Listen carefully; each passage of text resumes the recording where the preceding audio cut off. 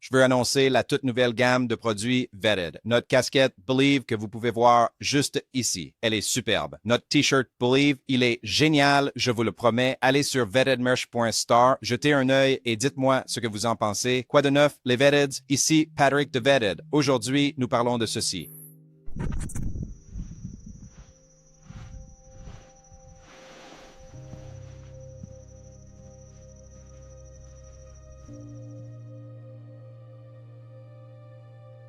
D'où cela vient-il?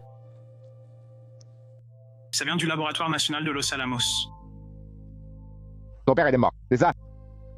C'est vrai, il est décédé il y a environ un mois. Je suis désolé d'apprendre ça. Mon père est mort aussi. Quel était le poste de votre père et pourquoi trouvons-nous cela intéressant?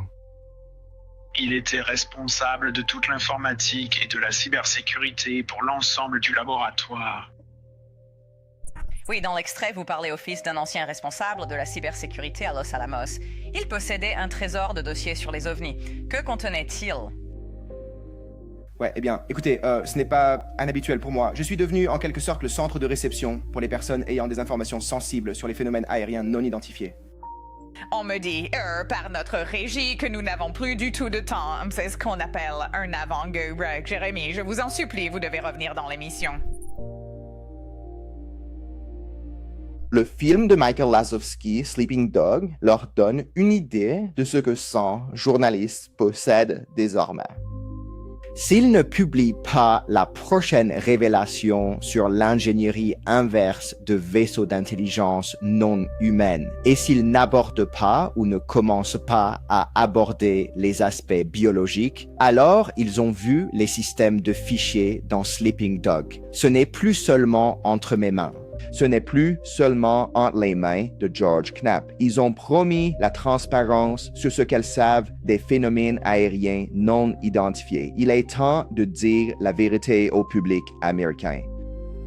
Le film Sleeping Dog est littéralement né de la résistance à la vérité. Il est né parce que votre gouvernement, notre gouvernement et bien d'autres gouvernements, comme l'Alliance des Five Eyes, ont choisi le silence plutôt que la transparence. Cela va prendre fin.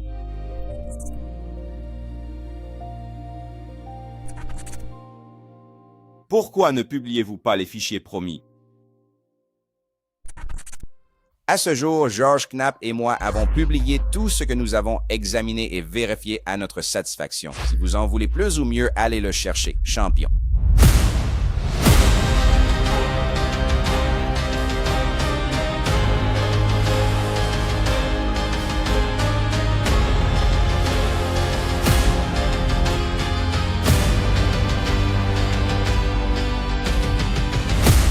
Je n'ai pas changé mon temps d'écran, j'ai juste changé mon usage. Voici Free Cash. Vous jouez à des jeux mobiles, remplissez des offres ou faites des sondages rapides et gagnez des pièces échangeables contre de l'argent réel. L'inscription est gratuite, sans frais cachés.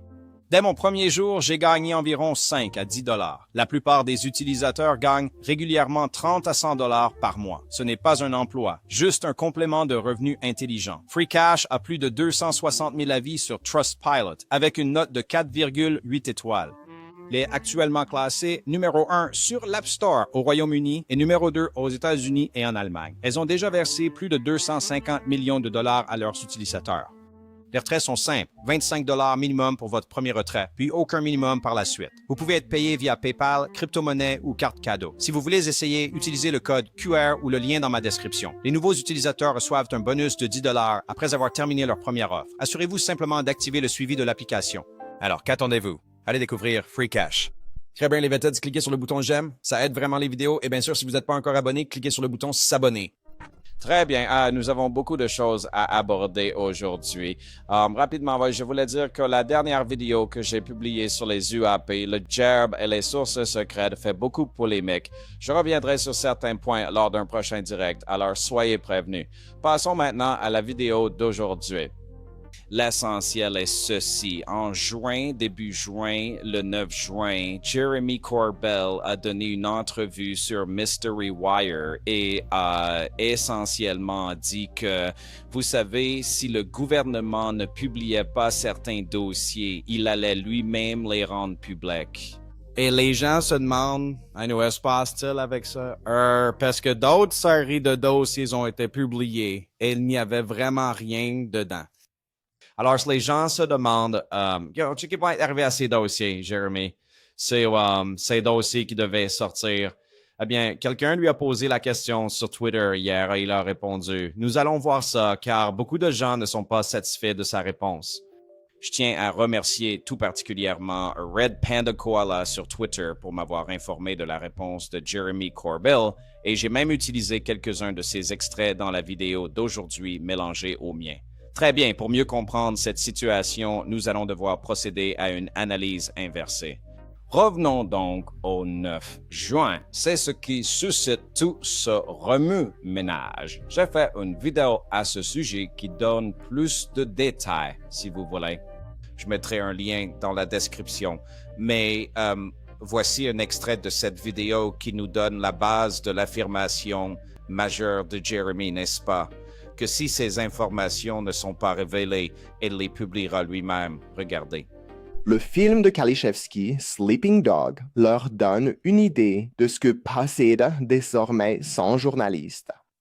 S'il ne publie pas la prochaine révélation sur l'ingénierie inverse de vaisseaux d'intelligence non humaine et s'il n'aborde pas la question des éléments biologiques, alors ils ont vu les systèmes de fichiers dans Sleeping Dog. Ce n'est plus seulement entre mes mains. Ce n'est plus seulement entre les mains de George Knapp. Et ils ont promis la transparence sur ce qu'ils savent au sujet des phénomènes aériens non identifiés. David Grush s'est présenté devant le Congrès, la main sur le cœur, face au pays, au monde entier et à ses convictions. Et il a dit la vérité. Il vous a dit non seulement que les ovnis sont réels, mais que nous faisons de l'ingénierie inverse dessus et que nous essayons de le faire depuis des décennies. Et qu'il y avait des pilotes, des éléments biologiques, il a dit, des êtres intelligents non humains. Si vous croyez que nous avons des appareils écrasés, comme dit Pluto, avons-nous les corps des pilotes qui pilotaient ces appareils? Comme je l'ai déjà déclaré publiquement lors de mon entretien sur News Nation, des produits biologiques ont été retrouvés avec certaines de ces épaves. Oui. Étaient-ils, je suppose, des organismes biologiques humains ou non humains? Non humains. Et c'était l'évaluation de personnes ayant une connaissance directe du programme à qui j'ai parlé et qui travaillent toujours sur le programme. Et s'agissait-il de preuves documentaires, de vidéos, de photos, de témoignages? Comment cela serait-il déterminé? Pour la documentation spécifique, je devrais vous en parler dans une salle sécurisée. Si c'est vrai, et si vous le croyez, notre gouvernement en partie détient ces informations. Il est temps de dire la vérité au public américain. Le film Sleeping Dog est littéralement né de la résistance à la vérité. Il est né parce que votre gouvernement, notre gouvernement et bien d'autres gouvernements, comme l'Alliance des Five Eyes, ont choisi le silence plutôt que la transparence. Cela va prendre fin. Mais le problème est comment. Il faut prendre les devants. La Maison-Blanche doit prendre les devants. Notre président peut ordonner la publication des dossiers sur les phénomènes aériens non identifiés, mais il doit demander des comptes à la CIA et aux autres organisations qui détiennent ces données, ces informations et ces connaissances. Il ne suffit pas de le dire. Il faut les tenir responsables, car vous ne voulez pas être un président à qui l'on ment, comme ce fut le cas pour Clinton. Voilà la situation, voilà le bilan, voilà la vérité. Sleeping Dog, vous voyez là ce qui est possible, mais c'est à eux, grâce à vous, de le concrétiser. Et pour être honnête avec vous, elle ne dit pas explicitement « Hey, si le gouvernement ne publie pas ces dossiers, nous allons les publier. » Mais il le laisse clairement entendre, n'est-ce pas? Il dit en gros « Si ces dossiers ne sortent pas, hey, sachez juste qu'il y a beaucoup de journalistes qui les ont. » Vous voyez? Donc, je veux dire, c'est un peu ce qu'il dit sans le dire. Vous savez, je dois être honnête, je dis, publions ces dossiers. Je suis curieux de savoir pourquoi Jeremy ne les publie pas, point final, pas vrai? Je veux dire, publiez-les simplement. Quel est le problème? Et mon point de vue reste le même. L'information n'est pas publiée immédiatement, silence, n'est-ce pas? Comme je le souligne dans cette vidéo, Jeremy ne le dit pas explicitement, mais il l'insinue clairement. Vous savez, il n'a jamais contredit ceux qui disaient ça quand l'info circulait, n'est-ce pas? Il n'est jamais intervenu pour rectifier le tir en disant « Non, non, je n'ai jamais dit que ça allait arriver. » Donc, ça m'a fait penser que c'était ce qu'il voulait dire. Vous voyez ce que je veux dire? Et c'est ce que tout le monde pense, hein? Et tout le monde attend, moi y compris, pour être honnête avec vous. J'étais curieux de savoir ce qu'il en était de tous ces dossiers, n'est-ce pas? Parce qu'encore une fois, il ne dit pas non plus qu'il est le seul à avoir ces dossiers. Il dit que des centaines de journalistes les ont. Car nous devons faire savoir une chose à la CIA, au FBI, à l'ODNI et à tous ceux qui font cela. Des centaines de journalistes possèdent ce que vous avez vu dans Sleeping Dog. Et ce n'est pas tout. Regardez la structure des dossiers. Des centaines de journalistes à travers le monde détiennent ces informations. Et de quel dossier parle-t-on exactement? Eh bien, il nous a donné un petit avant-goût dans Sleeping Dog, le documentaire. Et on pouvait voir plein de noms de fichiers différents. Et ce qu'il y avait dedans, c'était les gens se disaient « Oh mon Dieu, d'accord, c'est quoi tout ça? Est-ce que tout ça va sortir? » Je veux dire, voici un petit extrait du film pour vous donner une meilleure idée des fichiers dont elle parle.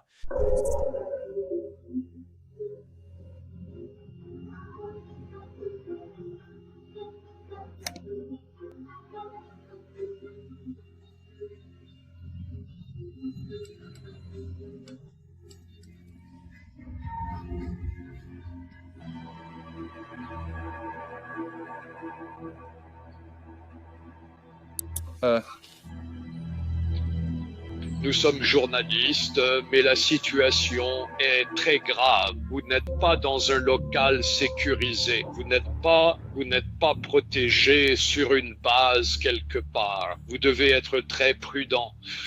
Je fais aussi attention que possible, c'est chaque pièce d'armement que j'ai pu rassembler au cours des 11 dernières années que je suis prêt à présenter de manière très contrôlée et lente, j'imagine. Il va y avoir un intérêt énorme pour ce que vous faites ici. Donc nous, vous et moi, devons nous réunir et avoir une discussion sérieuse à ce sujet. D'accord, So? Je dois le faire maintenant.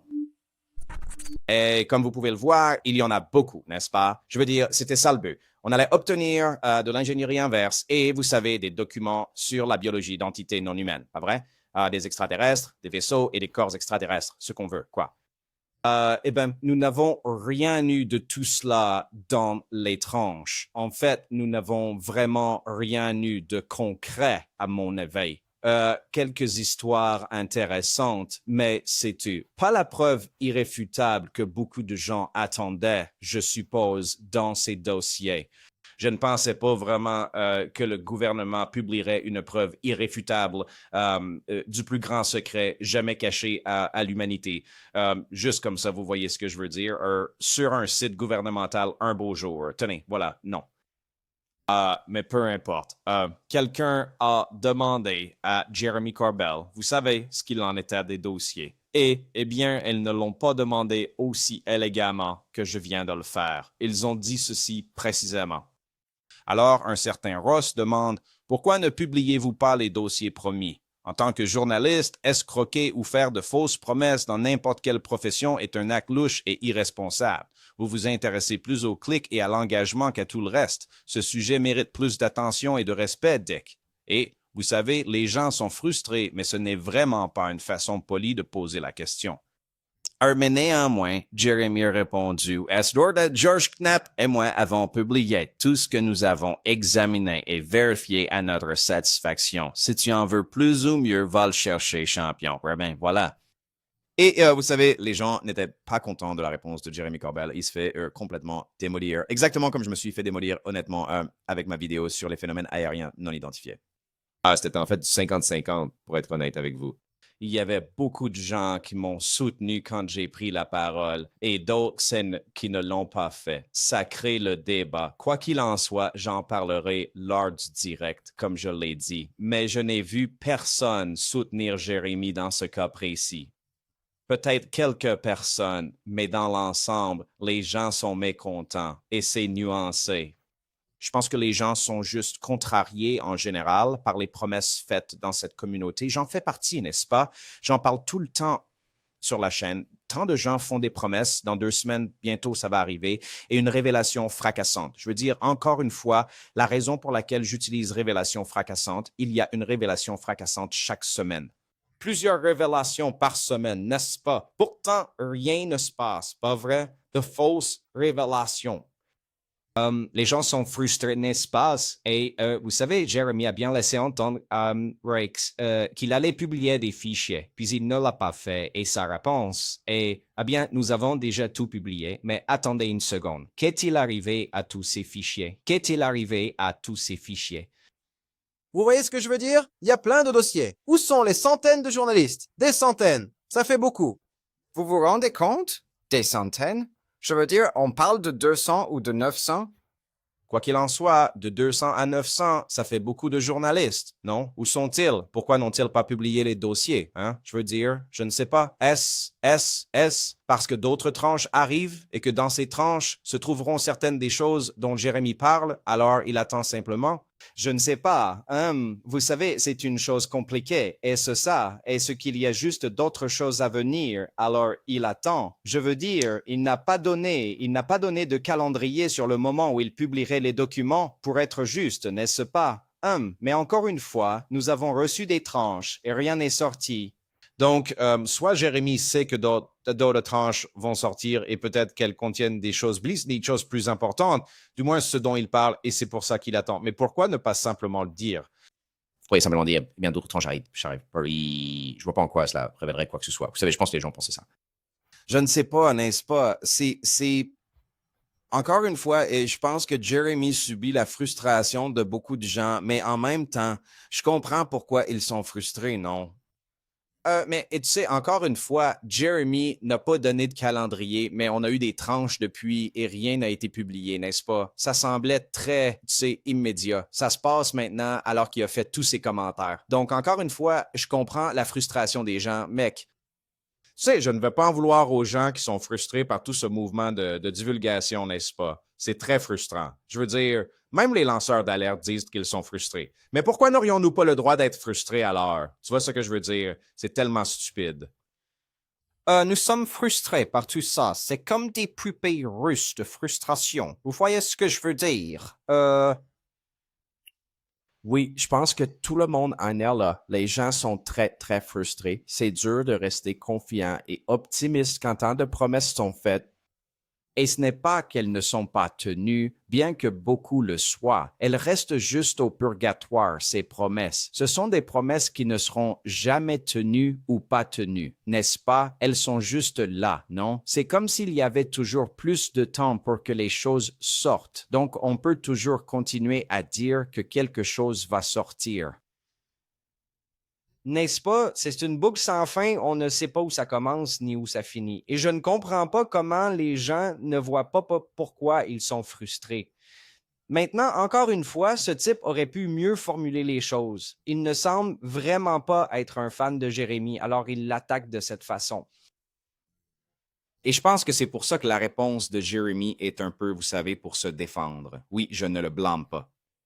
Mais je ne blâme pas l'autre gars d'être frustré et de poser la question, n'est-ce pas? C'est compliqué. Est-ce que je veux que les dossiers sortent? Absolument non.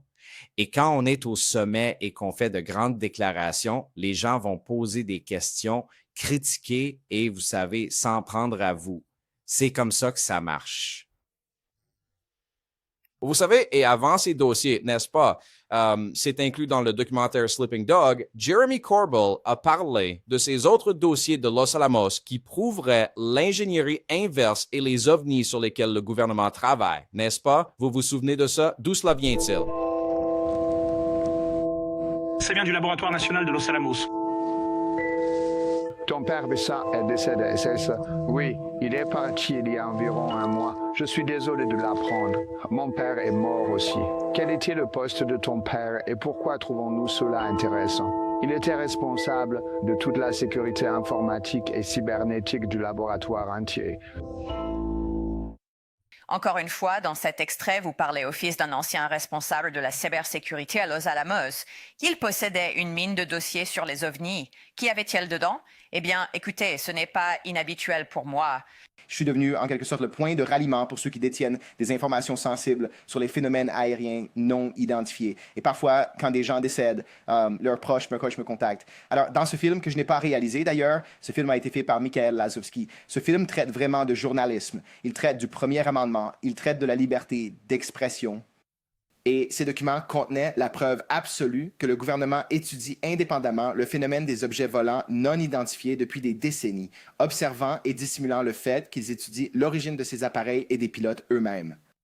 La régie me signale que nous n'avons plus de temps. C'est ce qu'on appelle un avant-goût. Jérémy, je vous en supplie, vous devez revenir dans l'émission. Donc, encore une fois, je veux savoir où sont ces dossiers. Moi aussi, n'est-ce pas? Ils en parlent dans le documentaire, mais je ne crois pas qu'ils aient été publiés. Et encore une fois...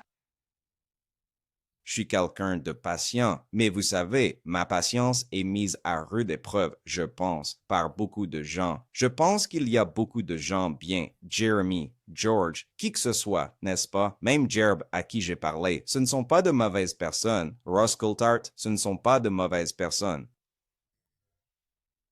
Mais c'est normal si vous comptez dire des choses,